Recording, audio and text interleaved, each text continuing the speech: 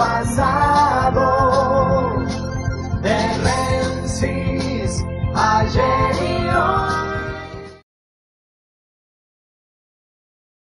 En el día de ayer se vivió un momento muy puntual y muy especial con un showman que fuera juez federal durante 20 años, y estoy hablando de Ollarvide, quien a través de un buen abogado defensor que tiene, instalaron una serie de situaciones que llevó a la prensa, sobre todo a la televisiva, a dedicarle gran parte del día a la cobertura de este episodio.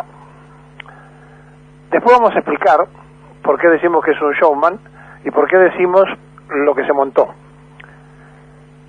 Pero pasó un hecho absolutamente descuidado por la prensa entre los detenidos del famoso caso de los cuadernos, porque muy pocos sabían que Hugo Martín Larraburu, un joven de 35 años nacido en Bahía Blanca, estaba detenido de hace tiempos porque en el cuaderno habían dicho que él, como secretario de Abal Medina, tenía vinculaciones con el dinero que llegaba al ministerio. La justicia, cuando lo detuvo, allanó su propiedad y encontró entre las cosas algunos pendrive donde había fotografías, donde había pasajes particulares, pero se sorprendieron porque encontraron también un análisis del dinero que estaba entrando y del destino, aunque en algunos casos figuran con iniciales, de la plata que llegaba a la jefatura de gabinete previo a la elección legislativa, que llevaba al intendente de Lomas de Zamora en primer término, encabezando la lista del Frente para la Victoria, y a Filmus en la ciudad autónoma de Buenos Aires como cabeza de lista. Cuando le tocó el turno a Abal Medina, ya sobre la situación de que su secretario había estado detenido, presentó un escrito donde reconoció que al ministerio, cuando era jefe de gabinete, llegaba dinero para la campaña. Claro, yo no sé si Abal Medina se dio cuenta que estaba confesando imaginariamente un delito porque era plata negra. Pero además, puesto en la misma sintonía que los empresarios, trató de decir que este dinero era para la campaña electoral. Bueno, planteado así las cosas, ocurre un hecho notable, porque él dice, Barata era el recaudador y nos traía el dinero para la campaña. Y él era el jefe de la campaña, Abal Medina fue el jefe de la campaña del medio turno, y por lo tanto va a tener que explicar si él fue el que recibió el dinero y lo gastó, o si puerta por medio, donde estaba la presidenta de la Nación, le llevaba el dinero a Cristina Fernández. Y aquí entonces se produce un episodio impensado, primero porque confiesa que el dinero entró, y segundo porque ahora deberá explicar, y vaya uno a saber en qué termina, el destino de ese dinero. Por lo tanto tenemos como hecho concreto un joven de 35 años detenido que todavía no fue indagado, atención con esto, que Abal Medina reconoce ante la justicia que las órdenes se las daba a él, o sea que era un empleado suyo, y entonces estamos frente a una situación muy compleja para Cristina Fernández, que tiene que ir el lunes a declarar y que seguramente, supongo yo, presentará un escrito. Ahora, Hugo Martín Larraburu es hijo de un primo de Dalmaso Larraburu, un conocido dirigente del peronismo que fue 3 veces diputado nacional y tuvo varios cargos, y que ingresó a la función pública en el 2007 en la entonces Subsecretaría de Gestión. Y allí fue detectado por Abel Medina, se congració con Abel Medina, trabajó cerca del jefe de gabinete, cuando fue senador se lo llevó al Senado y actualmente era de la planta permanente del Senado y estaba trabajando en la dirección de presupuestos del Congreso, del que fue exonerado apenas lo detuvieron. Esto pasó absolutamente desapercibido mientras nos entreteníamos con otras cosas. Y vamos a volver al show. El otro día, cuando termina de declarar Ollarvide, con un bastón y haciéndose el cómico, le hablaba a la prensa, donde aparecía como un hombre fresco y sin ningún tipo de problemas y demás, pero cometió un error. Dijo que iba a contar los que lo habían tomado del cogote, y que como era un secreto del sumario ya se iban a enterar. Misteriosamente el grupo Clarín difunde inmediatamente después lo que nosotros habíamos dicho hace mucho tiempo, pero no ahora, de que Fernández y Astiuso habían sido mencionados como los hombres que habían hecho la gestión de apretarlos para que apurara las causas de Kirchner. Ahora, ayer por Radio 10 le hacen un reportaje. En ese reportaje le preguntan de qué era la cosa, y este frustrado actor, que es el ex juez, se pone a llorar. ¿Pero saben por qué lloró? Porque se dio cuenta que había cometido un delito. Porque él, cuando sale por hacerse el showman, había aclarado que en una situación de las que le tocó impartir justicia, lo había hecho bajo presión. Inmediatamente cuando llamó a su abogado le dijo, ¿qué dijiste?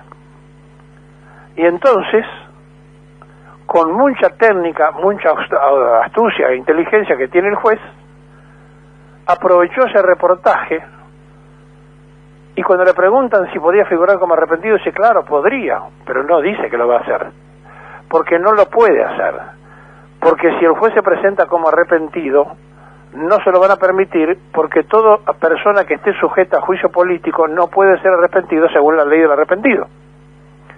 Por lo tanto, él sabía de entrada, pero deja picando la cosa, y entonces todo el mundo se engancha como que falló mal, y el juez, con su abogado, y su abogado a la tarde, se dedica a decir, no, él falló conforme a justicia, de ninguna manera va a ser considerado imputado, pero quiere ampliar su declaración, porque se había dado cuenta, por eso aprovechó el reportaje de la radio para hacer el show de llorar, se había dado cuenta que en esa declaración con el bastón y haciéndose el cómico, había cometido un delito, porque había hecho una denuncia sobre un imaginario delito.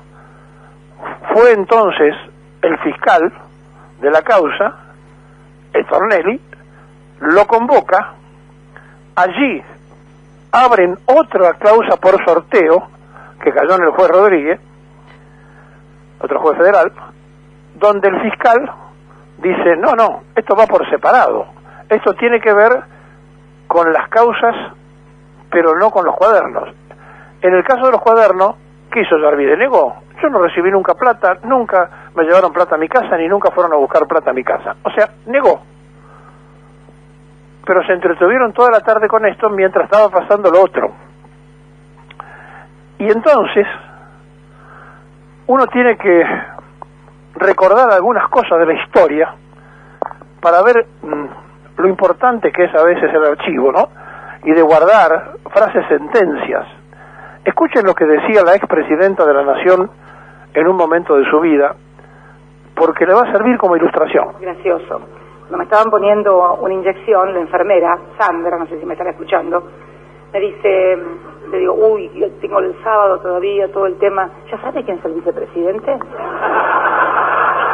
Sandra, yo con la cola así, ella a punto de ponerme la inyección, y me dice, sí, porque así fue. ¿Ya sabe quién es este? Sí, ya lo sé, pero está bien, no me lo diga. Pero, ¿está segura, no? Me dijo. Y le dije, sí, estoy segura.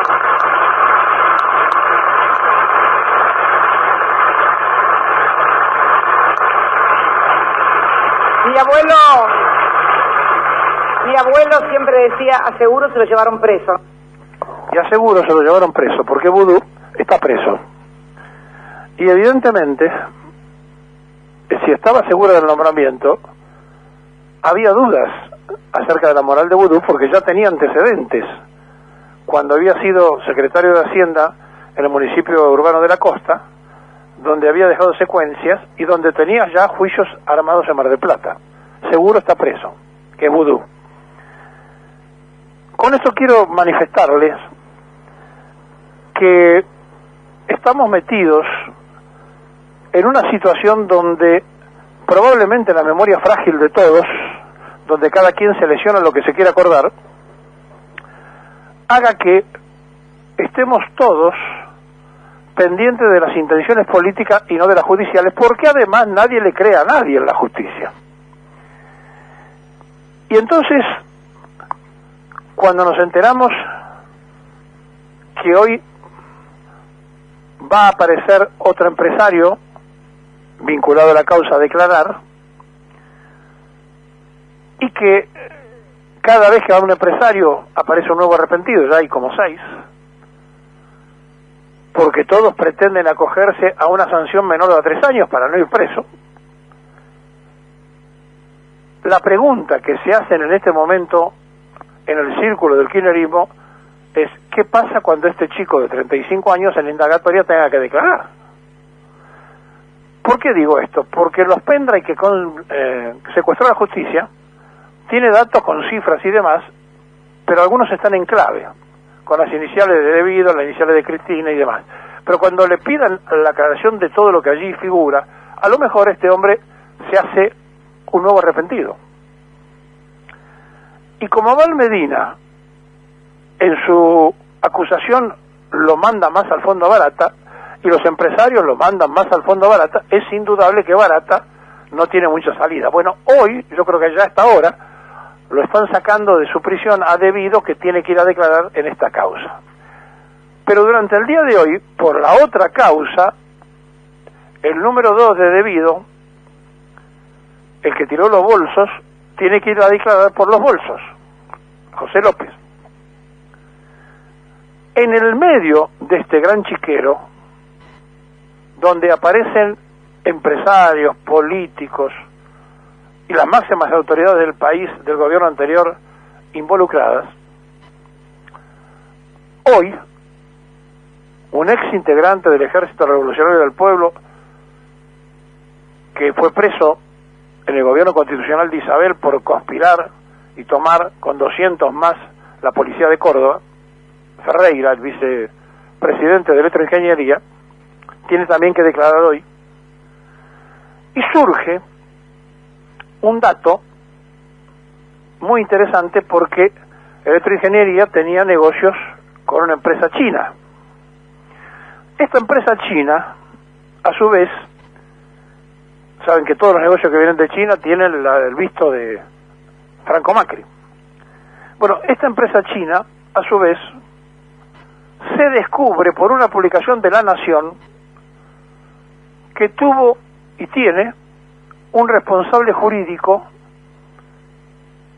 muy interesante, y que este interesante hombre, abogado, radical y defensor de la empresa china, habría hecho lobby con el saliente Aranguren para que justamente se hicieran las represas y se hicieran con los chinos más allá de Electroingeniería. Y esto ocurrió en pleno gobierno actual. Pero vamos por parte. El empresario que tiene que declarar hoy se llama Aldo Roggio. ¿Le suena? ¿La constructora Roggio le suena? Bueno, dueño de esa constructora hoy tiene que declarar. Dicen algunos que se va a presentar como arrepentido. Entonces, cuando pasan estas cosas, y cuando nosotros no entendemos muy bien qué está ocurriendo, y donde se mezcla todo, surge de la nada el radical Ricardo Gil Lavedra, que es el representante de la empresa China Gesouda Group, que es la socia de electroingeniería en las represas Zepernik y Kirchner de la Patagonia, suspendidas y después vuelta a renegociar con los chinos, y que sabe qué cargo tiene, es el coordinador, es interesante esto, ¿no? Es el coordinador general del proyecto Justicia 2020 del Ministerio de Justicia puesto por el presidente Macri.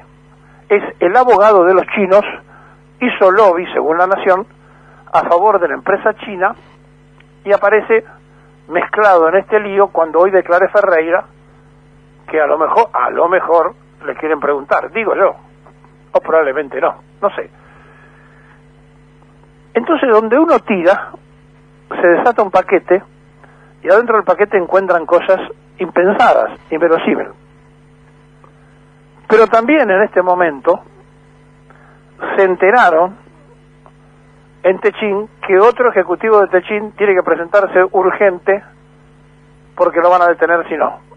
Y entonces hoy se va a presentar, entre comillas, espontáneamente, otro gerente de Techín.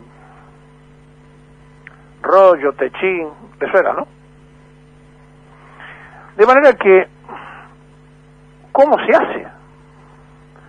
Porque más allá de la culpa de la corrupción que pueda haber existido, y que cada vez acorralan más a Cristina, ahora la unidad de información está pidiendo que se reabran las causas, o la causa que tenía Ollarvide cuando el matrimonio de Néstor y Cristina lo sobreselló abruptamente sobre enriquecimiento ilícito. Yo quiero recordarles a todos que no es el único juez que hizo eso. También lo hizo Canicoba Corral y también lo hizo otro juez. Entonces, cuando uno dice reabramos esto porque está el showman de Ollarvide funcionando, vale la pena entonces que cada uno de nosotros pensemos que no es el único juez y que si tienen que reabrir todo para atrás, la cosa juzgada va a estar en juicio y no se puede hacer. No se puede juzgar dos veces por la misma cosa, salvo que se demuestre que hubo un delito. Entonces, ¿cómo se hace para poderle explicar a todos ustedes que esto es una verdadera mugre, que es un gran chiquero, que hay un montón de acciones cruzadas, de intrigas, de mentiras, y que lo que hizo el fiscal de la causa cuando dijo, no, esto que dijo Ollarvide es otro tema y merece otra causa y hay que sortearla, me estoy refiriendo a Stornelli, no lo hizo cuando le llegaron los cuadernos, porque no fueron sorteados ni Stornelli ni el actual juez de la causa. Es una cosa, por eso, por donde la busque extraña, mezclada, toda complicada, y entonces aparece Julián Ercolini en el año 1994-2003, periodo de enriquecimiento de la familia Kirchner, a pedido del fiscal Eduardo Tayana, cierra la causa. Después aparece Ollarvide en el periodo 2007-2008, cierra la causa. El 22 de diciembre del 2009 la cierra, sobreselló al matrimonio Kirchner. Del 2005 al 2007 lo hace Canicoba Corral. ¿Qué van a hacer? ¿Van a revisar todo para atrás? Bueno, estos antecedentes demuestran que por enriquecimiento ilícito lo denunciaron 3 veces y hubo 3 jueces en distintos turnos y distintos tiempos durante el gobierno de Néstor y durante el gobierno de Cristina que dijeron que estaba bien construida la fortuna de ellos. Una de las denuncias las había hecho Mordesain y otras denuncias diversas.